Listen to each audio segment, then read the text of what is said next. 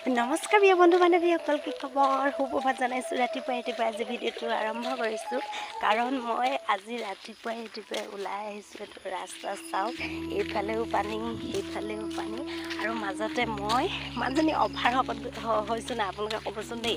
সেইবাবে অকণমান অভ্যাসৰ মোৰ প্ৰয়োজন, যিহেতুকে ব্যায়াম অলপ কৰিব লাগিব। তেতিয়াহে ক্ষীণাওঁ, যদি ফুলপাহ পৰি থাকিলে তেতিয়াহে যদি অলপ ক্ষীণাওঁ, তেতিয়াহে অলপ যদি বেমাৰ কুমাৰৰ পৰা নিৰাময় পাওঁ।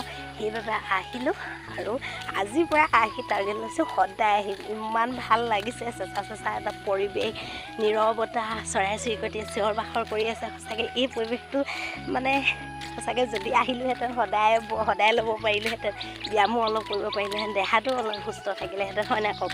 সেইটো কাৰণে আপোনালোকৰ আগত কৈছোঁ, আজিৰ পৰা টাৰ্গেট লৈছোঁ, যদিহে মই নাহোঁ তেতিয়াহ'লে আপোনালোকে কেতিয়াবা ক'ব পাৰিব, কেতিয়াবাতো ভিডিঅ' বনাম ন, কেতিয়াবা বনাব নোৱাৰিব পাৰোঁ, সমস্যাৰ কথা আছে।